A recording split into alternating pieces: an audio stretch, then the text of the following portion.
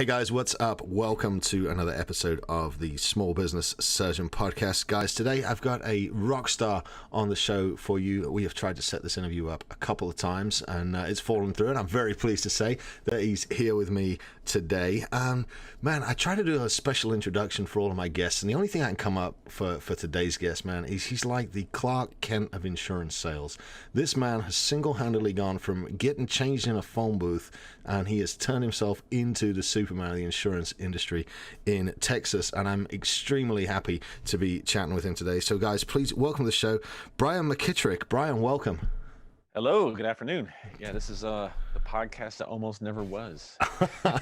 In more ways than one, but yet here we are. Dude, I'm so impressed with you, and you are to me like just like Clark Kent. I mean, I know a lot of people are going to hear this and not see it, but for those of you that aren't watching, Brian is the very mild-mannered, quintessential newspaper reporter, insurance sales guy. But you have come out, dude. You've come out and you've blown the doors off this thing in the last couple of years, and I really want to dig into that with you and how you've managed to build such a successful insurance business. But before we do that, let's start a little bit further back, maybe not all the way at the beginning, but just tell us a little bit about you and where you come from and how you got where you're at, man. Yeah, absolutely. So my name is Brian McKittrick. I'm the founder and sales director for insuranceoftexas.net. We are don't let the name fool you, we're a nationally licensed insurance brokerage based in Texas. I got into insurance, actually was first licensed in 2005, but my career started as sales, retail sales. It's kind of funny to say this, at 1999. So I've been over 20 years in sales. Yeah. So retail sales, retail management, did a year in cars. It sounds like I did a year in jail. Spent a year in cars. It's kind of like purgatory. I think we've all sold cars at some point. But retail management, and then at the fall of 2015 is when I went full-time into insurance. Even though I had my license in 2005, I did it part-time, but I went full-on into insurance in 2015. Started as an agent, earned set up and earning a six-figure salary in my first year. Got into management with leading teams just shortly after, and then did my own office, Insurance of Texas. We opened March 1st of 2020, which is I think like the week after I opened my office is when the NHL and the NBA shut down. But I think we do a 2020 story, don't we? Yeah, it's funny, but we do brokerage sales. I've got a small group that we have our own thing that we kind of do. They're licensed nationally, primarily health. We do life, Medicare nationwide. We also have property casualty. And we have an insurance licensing school. So we help others get their insurance license, both Texas. We actually have a national footprint there. We're training a Nebraska group today. Wow. Yeah. And you've done all of that in like 6 years, dude. So actually being an agent, and so I was with a firm, a great group of guys out of Fort Worth, Texas. I'm based in Arlington, but in Fort Worth, working with a team, and that's when I took over a group with them, started doing training there. So that's where I first started doing the training that goes along with insurance. But we did our own office, like I said, March of 2020, and 1 year to the day, we were able to grow into an office 6 times the size of where we started. Dude, that's incredible. Yeah, and I'd love to get into that with you here in just a little bit. Were you always interested in insurance sales, or was it just something you kind of fell into there along the way? Maybe my son might be this way, but I don't think any kid grows up thinking they want to be an insurance salesman. My son might. Now he sees me, he's like, "Oh, I want to do the family business." Yeah, no doubt. But it was an opportunity that came up in 2015 in the Medicare space. I'm sorry, 2005. Sorry, in the Medicare space, I was actually waiting for a position to start at one retail. I left one retailer, was going to take another position, but I had to wait for it to start. And that was the year that Medicare came out with the drug plan and the Medicare Advantage plan. Okay. So I got my license, started selling a little bit, but I always had an affinity to be.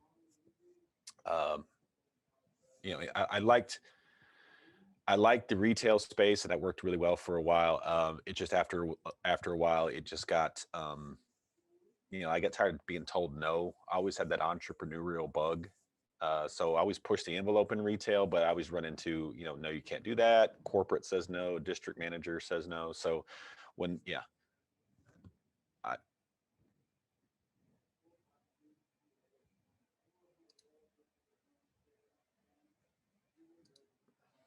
There we go. Sorry. there we are. Little audio issue. Hold on. It's at edit at 5:30. Okay. Sorry, I'm making a note for my team. Sorry, and we'll go back to that was my fault. I was looking through my notes and I nudged the mute button on my microphone, so I apologize. Okay. Edit at 5:30. All right. So there's always that corporate kind of claw that holds back guys like us. So I see the need to make a transition there. Mm-hmm. Yeah, so I was being recruited. I relicensed in Texas. So I've been primarily a lifelong Texan. I did spend about 3 or 4 years in Oklahoma and then in Alabama. When I moved back to Texas, I relicensed, and that's when I started getting recruiting calls, that kind of thing. So I put it off for a little while, and then finally one day I had it with the retail space, and I did an interview with this firm in Fort Worth and got a real good vibe and went right in and hit it. The cool thing about sales, what I really enjoy is if you can sell a car, you have the same skills to sell insurance. You can sell a TV, you can sell, microwave, appliance, whatever it is, business to business. The functionality of sales is still there.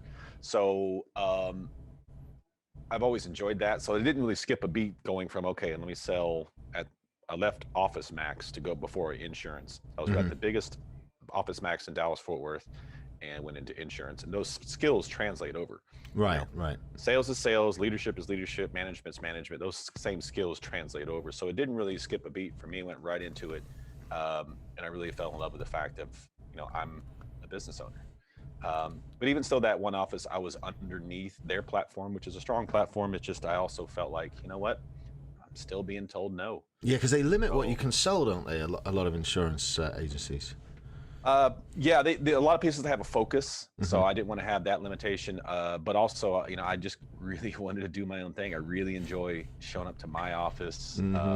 It's my mess. It's my stuff on the board. It's so I really enjoy that part of it. Yeah, that's exactly why, and I don't talk about real estate a whole lot, but I bought my license with a company called EXP because they leave me alone. Provided I stay legal and ethical, my license has to go somewhere. But I think for entrepreneur-minded people, having the ability to just set themselves up, have their own shop, have their own rules, and have no master, so to speak. So how was starting out for you? You run into any speed bumps? Was it a relatively smooth transition? I think the key to doing anything new is just to kind of listen. The people that are there, they're the sales manager for a reason. They're the division manager for a reason. So I literally had no preconceived. I didn't come in like, oh, I've done this and this and this. It doesn't matter. I walked in and then the sales manager goes, okay, see this. We pulled up our CRM. He says this list of people here. I'm like, yeah. He said they inquired about insurance. I said, okay. He says, well, I need you to call them back and see if they're ready to buy insurance. Okay. It's just that simple. Call the names of the list. I'm kind of see speechless. If they're ready to buy insurance. I'm kind of speechless because that's not the best way to do that, I don't think. But anyway. We had at that particular year, we had a program with a carrier, and they were calls into the carrier. So all we were doing is calling back and saying, hey, you called us. How can I help you? So, but it worked. I didn't, do anything special. They had a booth at a Walmart. I sat in the Walmart and I wrote policies. So I did even though I walked into, that was health insurance, and health insurance has the open enrollment period. Is about 90 days long. I walked into half of that. I walked in on Black Friday. Is when I started on my birthday, November 23rd of 2015, on Black Friday, and got to work. And even though I had missed the first half of open enrollment, I still did $1 million in premium. Wow. Which people ask me, is that a lot? The average plan is $5,000. So that's hustling. Yeah, to hit that, that's really moving. So, but I kept it simple. It was just a matter of these people called us. You call them back and see if you can help them. Okay. I sat in the Walmart and help people. It's amazing what happens when you call the leads, right? I'm sure we know somebody that says that. Exactly, called leads. But the key there is this guy. You keep it simple. He told me what to do, what would work. I just did what would work, and I kept learning more things from people that are more experienced than me of what would work. And sure enough, it worked for me. That's why we write operating procedures for everything. You figure out what works, you stick to it, you keep on rolling through. Exactly. Man, so you've jumped out of retail, you're into insurance, and then a couple of years in, you discover this program called Apex. And I want to touch on Apex because you're now almost one of the poster childs for the program, from coming through it to the level you're at right now and the amount of work you're doing. And you've 6 times your business in the last year. So I do want to dig into that a little bit and how that happened. But tell us what joining Apex was like for you and what it felt like the first time you walked into the room with all those other entrepreneurs. Okay. So Apex was created by Ryan Stewman. I came across him, actually one of my sales guys in the summer of 19 that says, hey, this is a book about how to market in social media. It's a free book with free plus shipping. We know that that's a marketing ploy. We know what that means. Yeah, we know that. But you didn't at the time, right? No, it's like, oh, free book. Okay, I paid $9 for shipping. Same price on Amazon, whatever. So I started reading it, and once again, it's simple stuff. I started putting those tools. I said, okay, this is cool. And then, so that was in the summer of 19. In the fall of 19, there was a Black Friday promo for the funnel website software phone sites. So got phone sites and started playing around with that. Got another course called Closer Memes, which is the fun follow-up course that Drewby does. So, and I was in the Sales Talk with Sales Pro Facebook group, which supports that stuff, and kept seeing all these different things: Apex here, Apex there. Every now and then they talk about a program, and I sent a message to Drewby. I said, "Hey, what is?" Drewby Wilson's the VP of Sales there. I said, "What is Apex? I see all these different things about it." He says, "Let's schedule a phone call."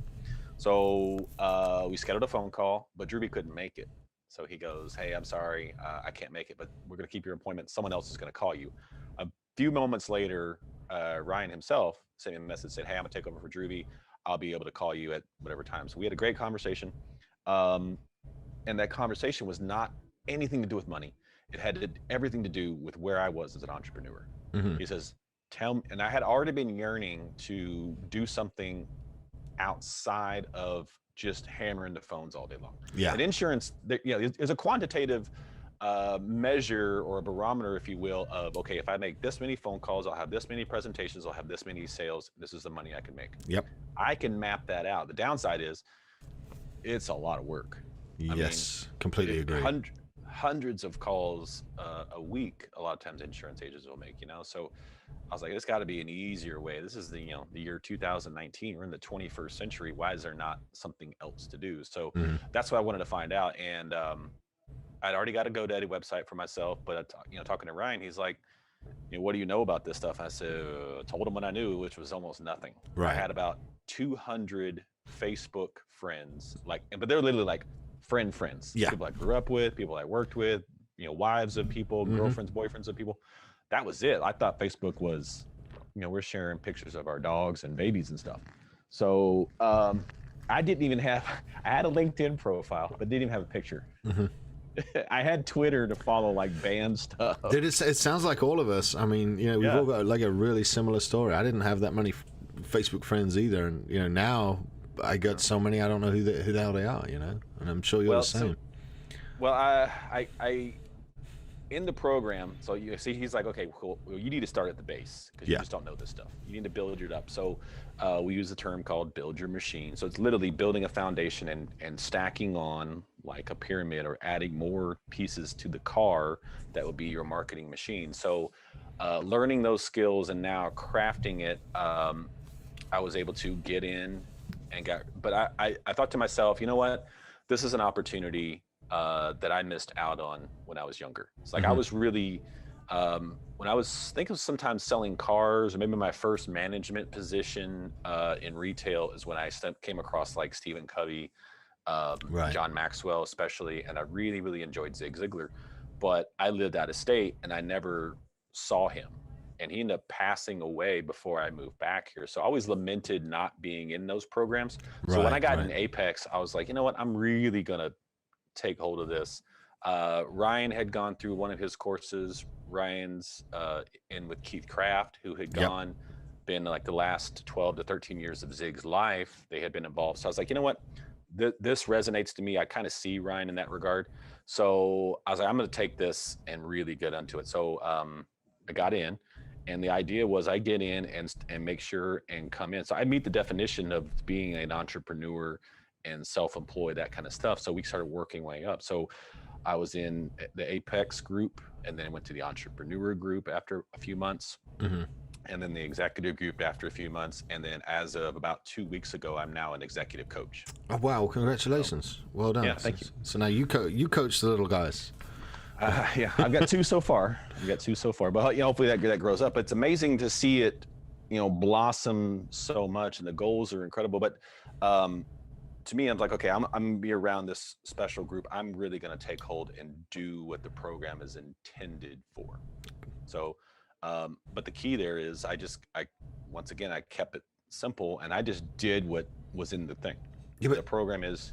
so many people, they want to come in and they want to read about it and they want to write down their notes and they just want to go home, and they're trying to learn how to be successful. And I think you've got to do the work, and you're just the example of the guy that just showed up day after day and put the work in. Yeah, I make a joke. So the head of coaches is a guy named Chris Whitehead, and I make a joke with him that, you remember the movie Forrest Gump? Mm-hmm. So what's funny about Forrest Gump movie is, like, the whole theme was stupid is as stupid does. Well, he didn't really do anything dumb.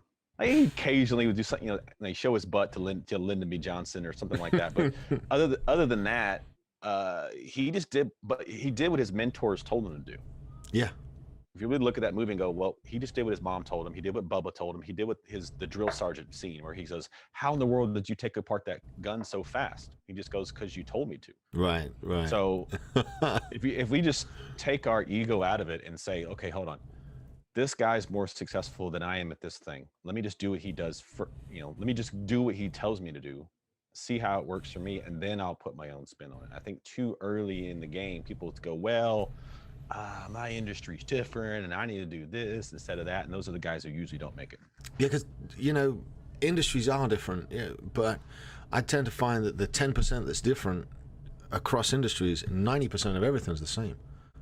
It's 90% the same skill sets over and over and over, repeated daily, and that's kind of what we focus on. So now your business is huge compared to where it was. Talk us through a little bit about the expansion and how you managed to expand so quickly and, more importantly, stably as well. So I think one of the things that holds people back in a lot of ways is fear, is to look at, well, I'm already doing this, I don't want to rock the boat, and Definitely. I'm scared to do this. So I see it a little different way. So I see it as you progress and you level up. If you think about that, you remember playing video games and you beat one level and then you go into the next one. So my son, he's 8, and we just introduced him to Nintendo, right? The old games. Yeah. So we're playing Super Mario Brothers.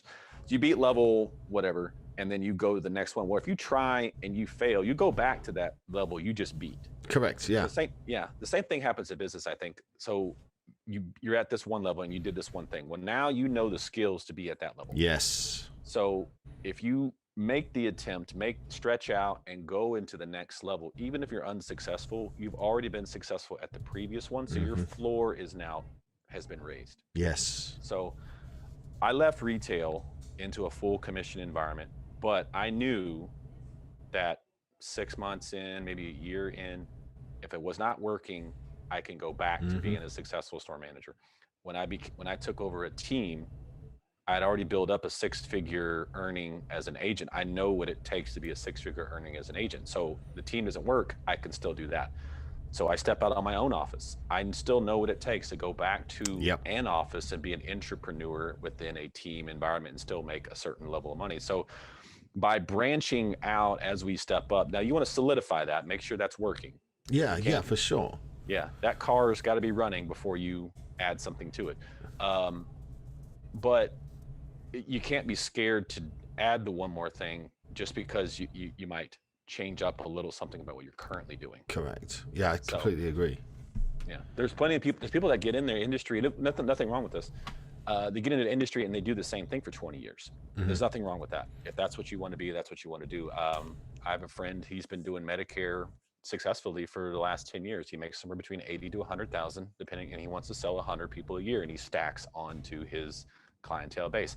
That's great if that's your interest. But if you have an interest to scale in a massive way, then you can't be scared to branch out and try those things. Well, in my experience, even if it goes wrong, which for me it has several times, that's how I got so good at what I'm doing.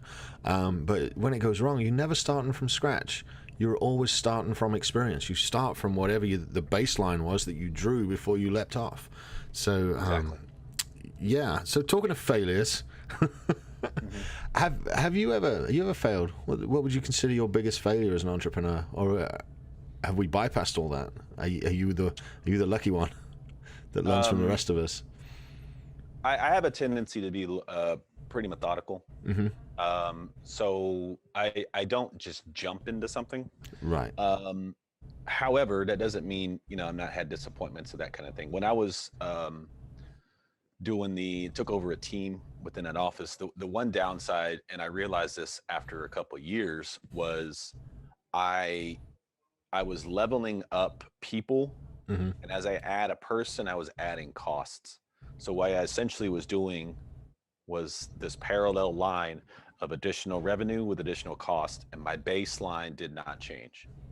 So that to me was like, all right, I wish I would have had my own office the year after I kind of understood and got the stuff ready. So when I took over a team, I would have been in my own office at that point. That Right. that was a disappointment. To go 2 years, no, almost 3 years, sorry, 3 years. So for 3 years, build a team, but all I was doing was doing the same work over and over and over and over again. Now you gain experience, and I did add something that came from that, but that was a drawback for me. It really was. I can understand how frustrating it must be to see your revenues rise and see your expenses just keep track and keep pace with those revenues and rise with them. How do you avoid that? How have you managed to move past that? Yes. Let's share a little about that, because that sounds incredibly frustrating. Yeah, so I think the key now is if you're looking at scale, is to make sure it's an exponential scale. So what I did not realize then was it was 1 and 1. It was 1 plus 1. I would add this much, but cost me this much to do it. So all I was doing was adding an equal amount, 1 to 1. What I now look at within the insurance industry is how can I put money in and then exponentially get money out? Yes. So for instance, right now, one of the things I'm working on is a lead program. I'm trying to make sure that whatever I do stays also in the insurance lane. That happened last year when all the COVID stuff. Now, I didn't have any customer loss. I only lost one guy globally, -1 person, and that was a guy who started a new company, and of course, it had to fold. Right. That was really the only global person that I lost. However, I did distract myself a little bit in that I tried to add a piece of the business that was closely related, but not 100%. So from there, I know that everything I do, I want it to be a bolt on to insurance. So I get insurance sales, we have insurance training. Okay. And then in regards to one thing I'm looking at now, I just had a call about 2 hours ago, is in the marketing space to build insurance lead platforms. So that's my next really scale out. I've already got something that we've started, but to make it scale, formatted correctly, that's my next project. But that's all stays in the insurance lane. Right. But Right. once that's ready, it's like, okay, boom, here's the format, here's what works, money in. Now I can go, boom, here money out. So if I can generate a lead for, let's say, $3 to $5, I can go sell that same lead for $10. Yeah. Yeah. Becomes scale. Yeah. So I want to make sure that everything, from here on out, I'm not just going, okay, I spent this much money and I get the same money back. Right. No, that makes perfect sense, man. That makes perfect sense. So, dude, I have to ask. You've got all this stuff going on now. What does success look like for you? I'll consider myself having made it when that I can step out and go, okay, I don't have to rely on myself working on the pieces. So, the training stuff, I've got, have someone to work on that. Yes. Building a team, I've got to make, a person for that. Lead program, I've got a person for that. That's the idea there is, so you have this, you now own a business, whereas the business owns you when you're self-employed. Yeah, the ability to step away for a month is, I think that's something we're all working towards. What would you say, man, what would you say the biggest lesson that you've learned along the way since starting out in 2015 has been? Definitely keeping it simple. Just don't. And I try to overthink it. Just whatever comes in. I think we read a book, implement what's in the book. We see a program, implement what's in the program. But you got to decide if that's for you or not. But if you're gonna ingest something, a training, whatever it is, just implement and keep it simple. Yeah, I'm gonna make some notes of that, because I have a tendency to overcomplicate things, and I know a lot of the guys listening do too. But my dad would always say, he'd be like, "Keep it simple, stupid." I'm like, "Don't call me stupid, Dad." But that's what he said. Kiss, keep it simple, stupid. Well, so it doesn't have to be this grandiose thing. I was reminded, I don't know what reminded me of this, but I read a great book. It's Vince Lombardi, What It Takes to Be Number One. And he's talking about, in that book, fundamentals. Yeah. And he said that the reason the Packers win at that time, is because we execute the fundamentals better than any football team on earth. That's what he said. Better than any other football team. We execute the fundamentals. And that's where he beats them. Stuman touched on it in G-Code and said there's only 10 numbers and 7 colors, and humans make shit really complicated. And for me, doing simple things over and over and over has really paid dividends. I want to shift gears a minute, if we can. Sure. I know that most of us in our circles like to read. So can you share a good book or two with me that you've read recently? Yeah. So the couple of ones that are higher on the radar recently, I'd say my all-time favorite book would be Develop the Leader Within You. That book is John Maxwell. He wrote 2 books, actually, back to back, Develop the Leader Within You and Develop the Leaders Around You. But in Develop the Leader Within You, it's actually kind of a workbook style deal. Okay. In that book, he introduces the 5 levels of leadership. That alone spawned another book called The 5 Levels of Leadership. But the first one is much more of a instructional workbook style. So I really, really enjoy that book a lot. Recent books have been Your Next 5 Moves by Patrick Bet-David. That's a great book. That is a good one, yeah. Rocket Fuel is the first of a 3-series book, but Gino Wickman's Rocket Fuel is a great book. I like those. I gave that book simple ideas. I gave that book to a buddy of mine that was struggling, and I kept poking him, and I kept poking him, and I kept poking him, and he finally had a breakthrough moment from that book, the integrator and the visionary and all that. I gave it to him. So it's Rocket Fuel is a tremendous book. I love it. If there was a way in that book to be all visionary, that's who I would be. I'm literally all.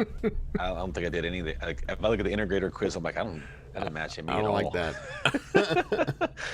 No, I mean, and I think the tendency, if you read the book, we had an entire meeting, an executive one time on that in January. We talked about this. It's almost like you kind of the visionary is the sexy one, the one that's on. That people talk about, and but the guy behind the scenes, man, he gets so much done. It's like people want to talk about Walt Disney, but his brother did so much for the company to make it what it is today. So that's just one example of many that you can have these different companies. Like the visionary's there, he's the one that everybody sees, but those behind the scenes dudes really making stuff work, and that can be the catalyst. You put them together and just explode. Yeah, but if people have integrator on their resume, I'd like to talk to them and hire them, because finding the right integrator. I mean, look at short term. Look at what good that Paul has done in Zach Babcock's business, and how good the integrator is going over there, and how well he's helping pull all the strings. It's really neat. It's really neat to see it close by. our friend Thomas Keenan, he matched up with Ryan Stewman in their group, Break Free Academy, and that's been a catalyst to some amazing growth. Is putting, because Thomas has a way to put those pieces in place, and it's like, okay, here's the vision, cool. Here's what we need behind the scenes to make it happen. He's the one with the dry erase board, putting the X's and O's on there. Really cool. He's also quite formidable too, so nobody's going to argue with him. He's going to be able to integrate whatever he needs to integrate. Yeah, I'm an integrator around here, like a sheriff. Now I'm scared if he hears it. I'll see him tomorrow. It'll be okay.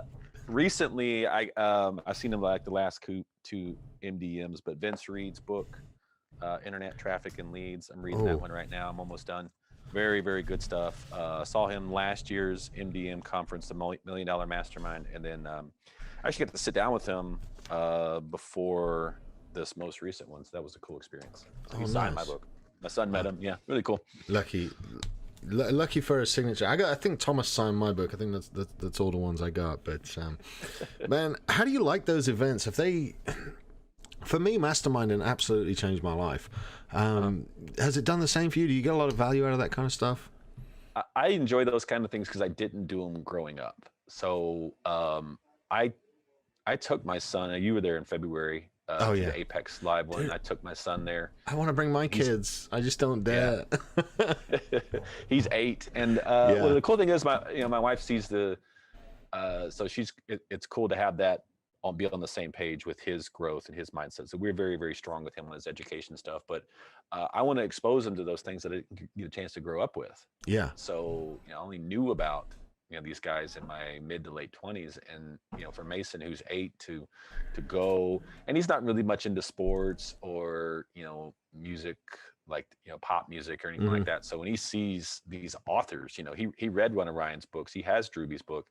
So when he sees these guys, it's like, hey, this is, like seeing Stewman is like awesome to him. Yeah. He loved Sean Whalen. Keith Craft was who he came in really excited about seeing, because we see him on TV, but he liked Billie Jean's presentation a bunch. He really enjoyed Vince Reed's. He get to meet Vince.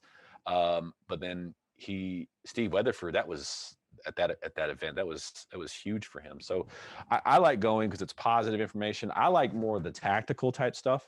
Nothing against anything other than that, but I like to I'll fill a notes. I think my notebook is on my phone, and notebook is filled with Billie Jean's presentation and Vince's presentation because it's tactical type stuff. Yeah. Yeah. Man, for the longest time, I only ever focused on the tactical and never really looked at the mindset. And for me, I had a bucket full of tactical and just no mindset and no self-belief. So finding the mindset stuff. But I think it's really interesting that Mason's taken so well to it, your son, is because when we were kids, or I'm just assuming we're about the same age, but the only place you could really hear Zig Ziglar was if you sent off some money in a little coupon out the back of a magazine. Nobody had that stuff laying around. Nobody taught sales. Nobody taught how to run businesses. I mean, we took a business studies class in high school, and that was about it. And I think that our kids have the most just wonderful opportunities in front of them.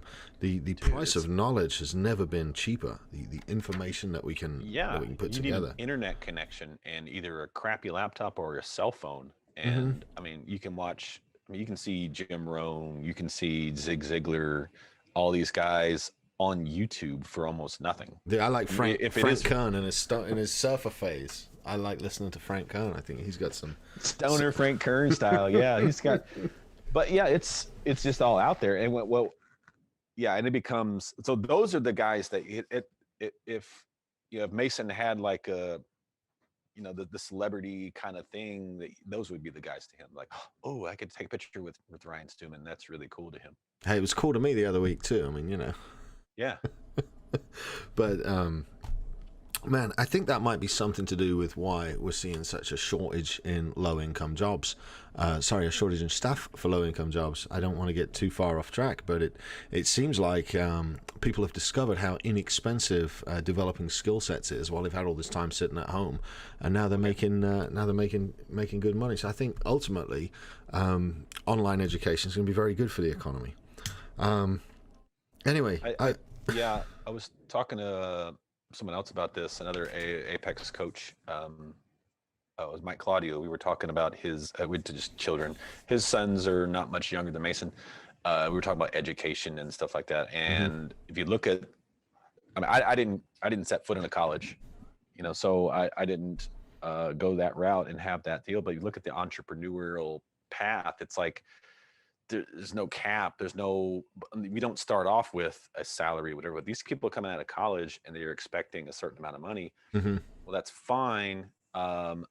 But you also, I don't know, the entrepreneurial spirit where you earn and you generate income because you've generated a company that now you can employ people. Yeah, but So I like we that. need people like that. We need people with degrees to come in and slide into positions. And 60 grand a year is not that much money, but there's a bevy of people with degrees will knock your door down and get 60 grand a year. Now, if I can hire a high quality employee that wants job security and isn't gonna up and leave and wants training and wants to be part of my ecosystem, $60,000 is cheap for someone with a degree that's probably smarter than I am. That's Right. how I look at And yeah, I'm very much into the trade style. I think we need to push trades. it. I couldn't agree more. Very much so. Yeah. Yeah.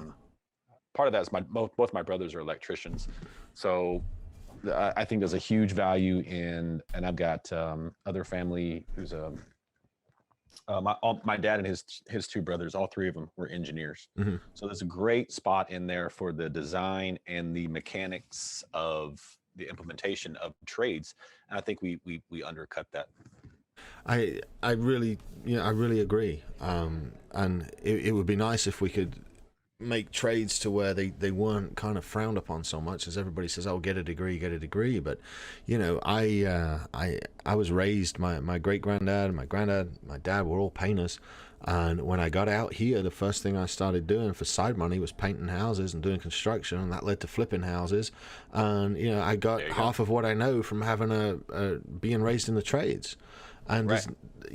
my brother, he has a very successful engineering company. He started out as a welder, and then now he's got laser cutting machines and all kinds of food grade welding stuff, and he does great. And no college degree. And I don't want to get too personal for him, but he's struggling to find places to put all his money right now.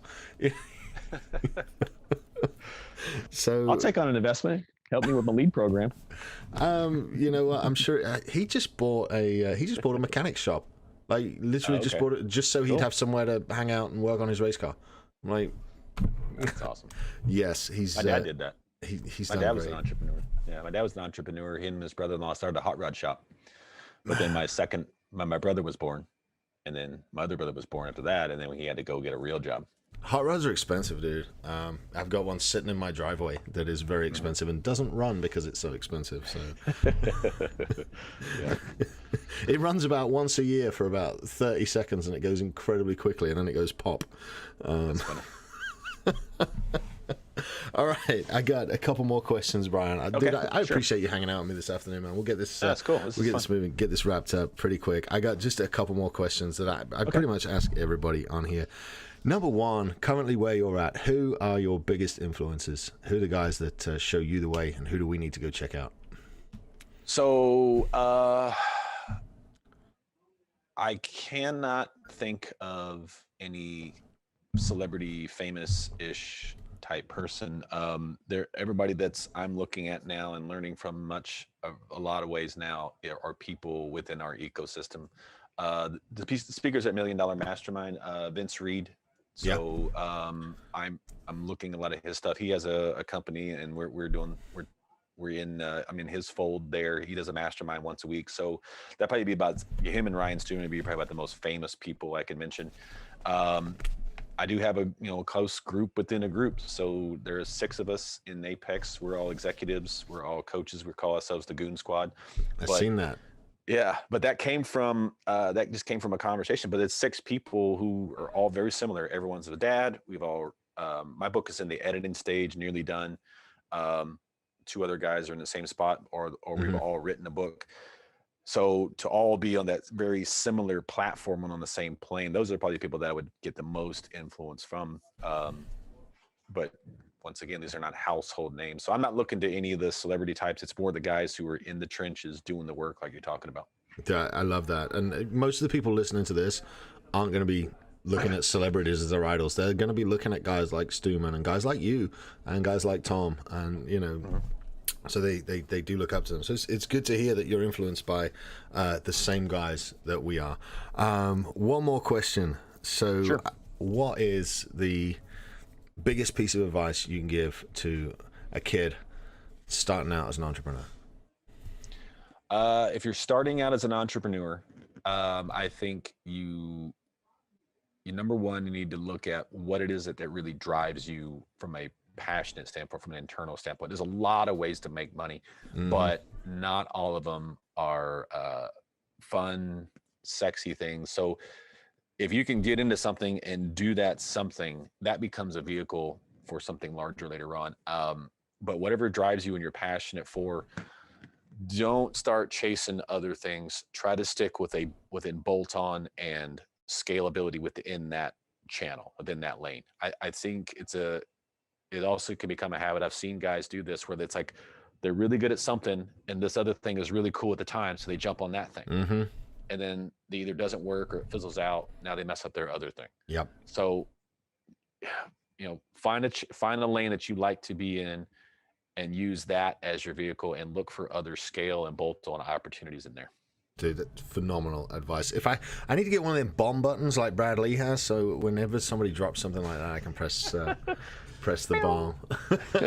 All right, Brian, before we wrap up, mate, do me a favor and tell everybody listening, tell them where we can find you on Instagram and Facebook, and tell us when your book is due out, sir. Let's get a deadline on that.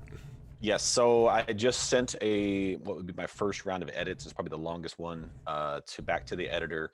I would be ecstatic with August 1st. I don't know if that's. Oh wow, that's soon. I don't know. That's my head. I don't know if that's. I was thinking let's get it on the wish list for Christmas or something, but no.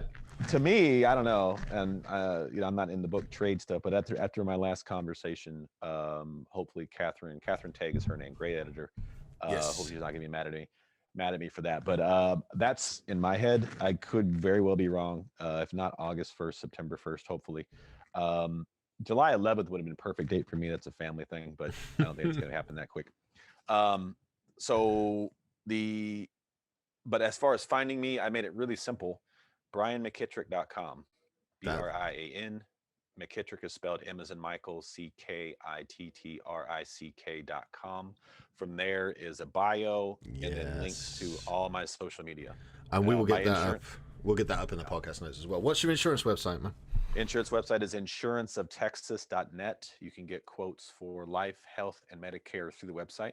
And I also have links for property casualty as well. Look at that. It's perfect, man. And wow, I just want to say I'm really, really, honored to have been able to watch you come up. I feel like you're several steps ahead of me, but you've come from the exact same spot, and I'm just following a path that you've already cut. So thank you for that, man. And thank you for hanging out with us today.